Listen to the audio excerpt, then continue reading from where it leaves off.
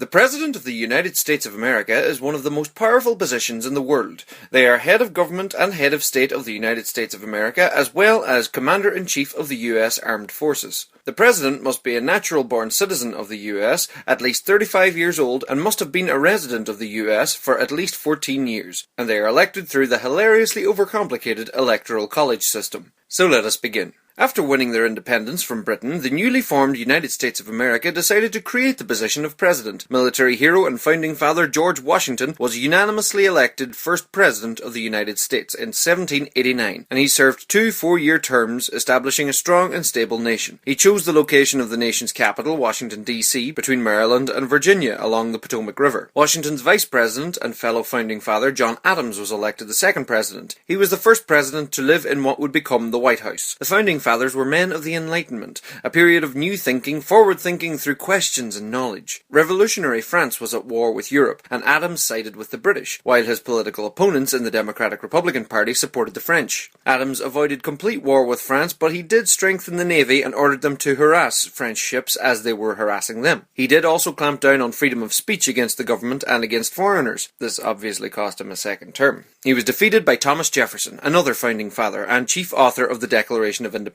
25 years previous. He had founded the Democratic-Republican Party. As president, he strengthened trade against pirates and famously organized the Louisiana Purchase, in which he personally bought French Louisiana from Napoleonic France for the US at a dirt cheap price, nearly doubling the size of the United States. While Europe was at war against Napoleon, Jefferson wanted USA's neutrality respected, so he banned all exports, seriously damaging the economy. He thought Native Americans would either have to assimilate or be moved west, which he did, and he banned the import of slaves from Africa. James Madison was next. He had helped write the Constitution and the Bill of Rights. His presidency saw the War of 1812 with Britain over trade disputes and the British shanghaiing American sailors. It was fairly inconclusive, but afterwards Madison pushed for a stronger military, stronger government and a national bank. James Monroe was the last founding father to be president. Monroe toured the country to reinforce political unity. In a treaty with Britain, he saw the United States spread to the Pacific and began the idea of an American global empire. He bought Florida from Spain, and he compromised with slavery in Missouri, supported the establishment of colonies in West Africa for freed slaves, which would later become Liberia. He strongly opposed European intervention in the recently independent nations in Latin America. Son of John Adams, John Quincy Adams, won a tough 4-way election. He'd achieved much as Monroe's Secretary of State, but his progress as president was slowed by opponents in Congress. He did manage to pay off much of the national debt. Northern factories were in trouble because imported goods were cheaper than their products. Adams brought in tariffs on imported goods to save Northern industry. Andrew Jackson, who previously had helped reform the Republican Democrat Party into the Democrats, faced secession threats from South Carolina as they complained that the tariffs brought in by Adams were having a heavy cost on the less industrial cotton-trading slave states of the South. The tariffs were changed and Jackson threatened military action, so they chose not to secede. He dismantled the Second Bank of the United States, posing as a hero for the average man against wealthy bankers. He also signed the Indian Removal Act, moving many natives out of the southern states in the infamous Trail of Tears. Jackson was known for his temper and love of duels. Martin Van Buren was seen as a pretty useless president, blamed for the Depression of 1837. He refused Texas into the Union, hoping to buy it from Mexico instead. William Henry Harrison was the last president born before independence. He planned huge reforms in the cabinet and gave a 2-hour-long inaugural speech. He came down with a cold and died of pneumonia barely a month after his inauguration. There were questions over what would happen next, but not for John Tyler, the vice president. He had himself sworn in, becoming the 10th president, and he completed the rest of Harrison's 4 years, setting a presidential precedent. Economic difficulties made the Whig Party want a national bank back again, but Tyler refused and many of his own cabinet resigned. James K. Polk was a very successful president. After Mexico refused the US annexation of Texas, Polk waged war against Mexico and won Texas, but the war would rage on. He eased up on tariffs, which pleased the southern states. A border dispute with the UK over Oregon led to the 49th parallel becoming the border between USA and Canada. The war against Mexico ended in victory for the United States, resulting in the annexation of the entire southwest region. Polk promised only to serve 1 term, which he did. He died 3 months later of cholera. Zachary Taylor was a hero of the Mexican-American War and not much of a politician. All of these new territories in the Union brought up the question of slavery and whether it would be allowed spread into these new territories. Strong divisions in Congress between Northerners and Southerners was becoming more apparent, but Taylor mostly stayed out of it. He died a year and a half into his presidency. Taylor's vice president, Millard Fillmore, completed the term. He supported the Compromise of 1850, easing tensions about slavery, for a while at least. He looked to open trade with isolationist Japan. He sought re-election, but failed. His Whig Party collapsed, part of which would go on to form the Republican Party. Franklin Pierce is often regarded as one of America's worst presidents. A Democrat from the North, he was elected to unite North and South in their efforts, but he was strongly against those who wanted to abolish slavery. He believed they were a huge threat to the Union. He strongly supported the Fugitive Slave Act and the Kansas-Nebraska Acts, resulting in bloody conflict in Kansas over the issue of slavery. He purchased more land from Mexico, but ironically his actions against abolitionists led to the South ultimately wanting to secede. James Buchanan was another lousy president, failing to find common ground to unite the deeply divided northern and southern states over the issue of slavery. The South declared their secession towards the end of his presidency in reaction to the election of the Republican candidate Abraham Lincoln. Lincoln is arguably seen as one of the greatest presidents in United States history, but ironically was probably one of the closest things the USA had to a dictator, as he took many executive powers into his own hands as the Civil War against the newly formed Confederate States of America broke out.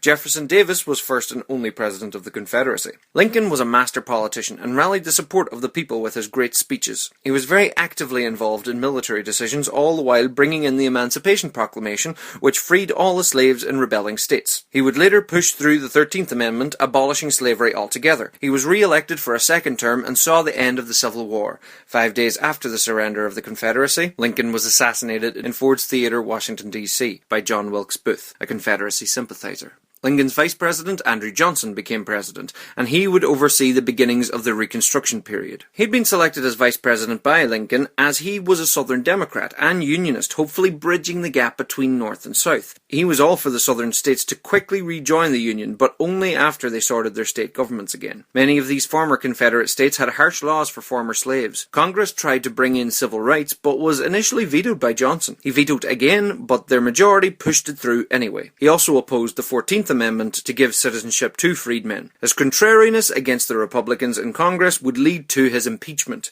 If found guilty, he could be removed from office, but he was acquitted by a tiny margin. During his time, Alaska was purchased from the Russian Empire. Civil War hero Ulysses S Grant became 18th president and moved to protect African American rights within the Reconstruction process. He worked to dampen Confederate nationalism and enforce Reconstruction and civil rights by stationing the army in the South. He sought to establish the Republican Party in the South with black and white citizens. He reintroduced the gold standard against the dollar and attempted to annex Santo Domingo. Grant was very trusting and ended up defending a lot of corrupt organizations. He also tried to quell tensions on the frontiers with Native Americans. The Panic of 1873 resulted in a bad economic depression, ending his presidency on a bit of a low note. Rutherford B. Hayes' election was hotly contested, as he'd lost the popular vote but won the electoral college votes. Told you it was complicated. To compromise, he pulled the army out of the southern states and Reconstruction ended, resulting in backward steps in civil rights. Hayes was a purveyor of education and gave government jobs based on achievement and ability, not race. He also used the army to crush the railroad strike of 1873. James A. Garfield, like Hayes, began regaining power for the president, which had been hampered by the Senate during Reconstruction. He improved U.S. naval power, sorted out corruption in the post office, supported new farming technology, education and civil rights for African Americans. Garfield was shot by Charles J. Guiteau, a disgruntled wannabe office holder. 11 weeks later, Garfield died from his wounds.